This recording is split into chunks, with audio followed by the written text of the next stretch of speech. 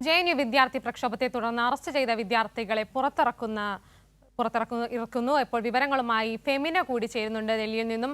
ഫെമിന, നിലവിൽ എന്താണ് അവിടെ സംഭവിക്കുന്നത്? വിദ്യാർത്ഥി നേരത്തെ ജാമ്യം ലഭിച്ചെങ്കിലും ജാമ്യ വ്യവസ്ഥകൾ പൂർത്തിയാക്കുന്നവരെ ജുഡീഷ്യൽ കസ്റ്റഡിയിൽ വിടുകയായിരുന്നു. നിലവിലെ സാഹചര്യം എന്താണ്?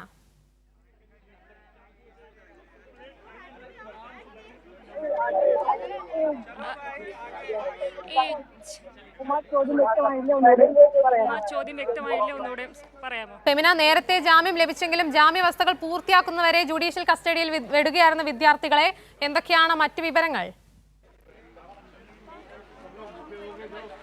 അതെ, നേരത്തെ ജാമ്യം ലഭിച്ചെങ്കിലും ജാമ്യവ്യവസ്ഥകൾ കർശനമായിട്ടുള്ള ജാമ്യവ്യവസ്ഥകൾ അനുസരിച്ചാണ് വിദ്യാർത്ഥികൾക്ക് പുറത്തു വരാൻ കഴിയാതിരുന്നത്.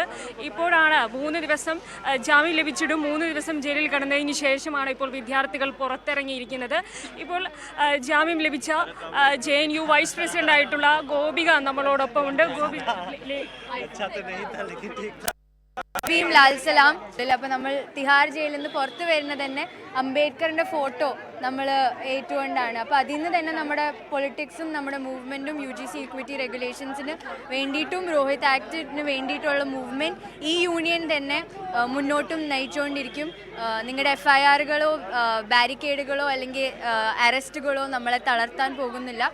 R spirit is intact and we will lead the movement.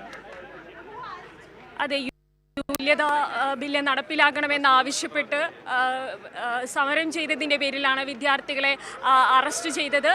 ജാമ്യം ലഭിച്ചിട്ട് 3 ദിവസമാണ് വിദ്യാർത്ഥികൾക്ക് ജയിലിൽ കിടക്കേണ്ടി വന്നത്. മലയാളികളടക്കം 3 മലയാളി വിദ്യാർത്ഥികളടക്കമുള്ള 14 വിദ്യാർത്ഥികളാണ് ഇപ്പോൾ ജാമ്യം ലഭിച്ചതിന് ശേഷവും 3 ദിവസം ജയിലിൽ കിടന്നതിന് ശേഷം ഇപ്പോൾ പുറത്തിറങ്ങുന്നത്.